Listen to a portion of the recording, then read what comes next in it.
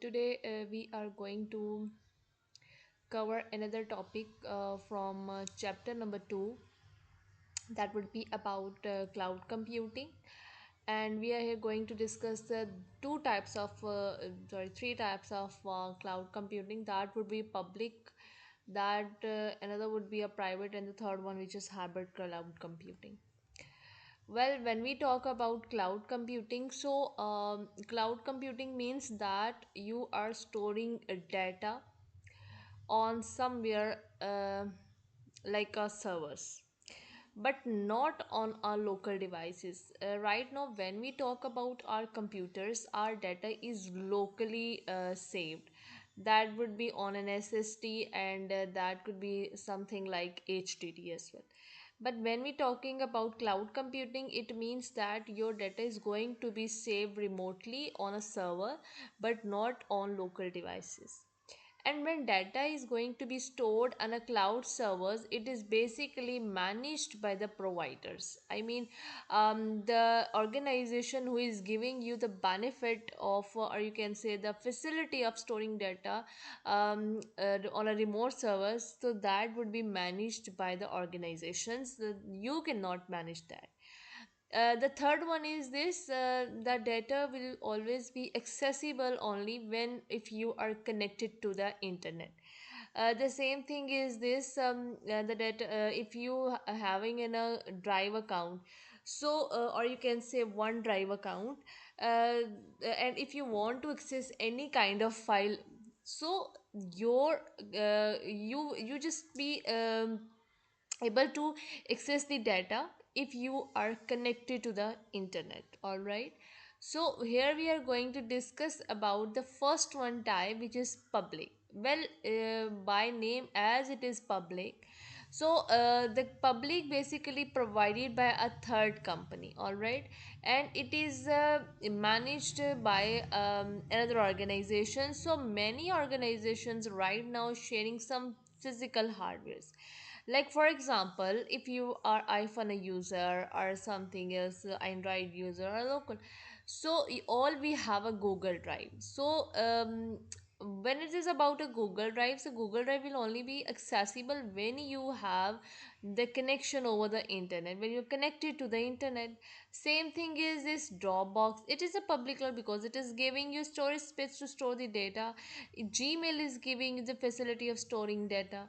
Microsoft OneDrive, Amazon. So all these four examples I mentioned over there. But yeah, all we know that every platform somewhere is giving you the facility of cloud computing, that you can remotely save the data, and using a internet connection you can get that.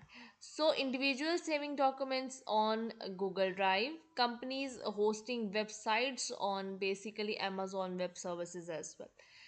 So, when we talk about private cloud computing means the dedicated cloud computing environment that is used by only just one organization, and it will be located on site, or you can say hosted by a third party, but it would be behind the company firewall. Like for examples, cloud servers hosted within a bank data center. Like for example, if bank is using a server, that would be managed by the single bank. All right, government agencies that are running private or public servers, that would be having a very confidential data. If we look up at in a case, so hospital which is storing a patient records, that would be securely within its own private cloud. So this one is private cloud, because if the hospital is having a private cloud computing, so data would be available just to the patients, those who are right now admitted in that hospital. Another third person, or you can say outsider, is not accessible, or you can say the person cannot access their data, because it's not their concern as well, and it is against the policy as well. So in private case, you are sharing the data with all over the users as well, like Amazon, as I give you example. Hybrid cloud computing, the hybrid cloud computing, which is a combination of public and private cloud computing. All right, it is a very sensitive data in private cloud, generally the data in public clouds. Okay, well, we have a private cloud setup, it is very sensitive. All right, so when we have a public cloud, so it is accessible to all of the people as well. So a company storing customer personal details in a private cloud but hosting that website on a public cloud server. All right, use case, another example, like for example e-commerce sites. If we look up a e-commerce examples, which is the Amazon, it is using a private cloud infrastructure.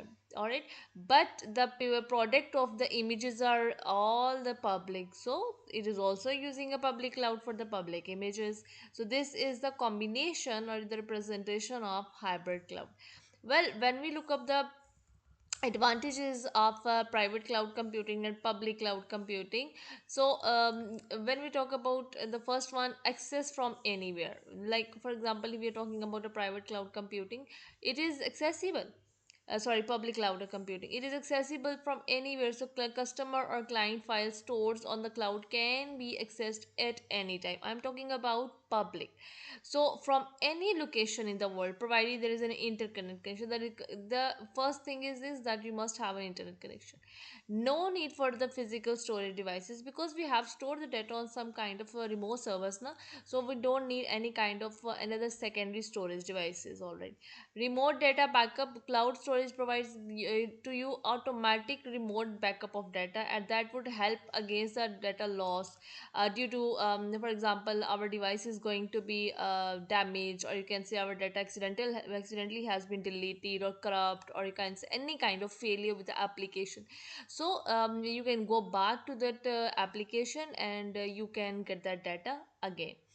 Disaster recovery as well. Data stored in the cloud can be recovered if the customer or client experiences hard disk failure or backup failure, and supporting disaster recovery plans. For example, we have stored our data on SSD or HDD, but just because of some reasons our hard disk has been failed, and on that backup option, if we have say our data on some kind of computing sorry cloud computing resource like OneDrive, or you can say G drive as well, so you can get that actual file again without any loss. Scalable storage capacity, the cloud offers basically virtually unlimited storage space. It is having a very unlimited storage space, but after once you have done that, the next thing is you have to buy that. So that would allow customer or clients to store large amounts of data without worrying about running out of storage. All right, because our devices are having a very minimum storage spaces now, so cloud computing is also giving us an advantage of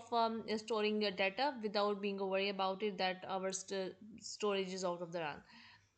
Well, when we talk about the private cloud computing, public cloud computing, so they are basically you need to depend on the internet connection. So if the customer, these are the advantages now, this disadvantages of private and public cloud computing, all that. So if the customer or client has a slow or unreliable internet connection, they may experience a difficulties to access or fetch the data, or updating or downloading the data. It requires a very high cost storage, because the servers are going to store a very large amount of data. Additional internet service provider charges are required. Customers or clients may incur extra charges from their ISP if they exceed their data transfer limits due to the frequent uploading or downloading of large over files. So less the last one, risk of cloud storage company failure. So there is a potential risk that your uh, cloud computing service providers may be get down, or maybe out of the work as well. So cloud storage provider could go out of the business or suffer from technical failure, so which could be result in the loss of all stored data and backup data. So if there is a happen, this your server basically goes down or fail, or something happens wrong, it means that the clients have lost all their data. So all this was client public private and public cloud computing. Hope so it will be clear. If there is any confusion regarding this topic, you can comment and I'll definitely leave the answer for you. Well, don't forget to hit the bell icon button, and don't forget to subscribe my channel. Jazakallah.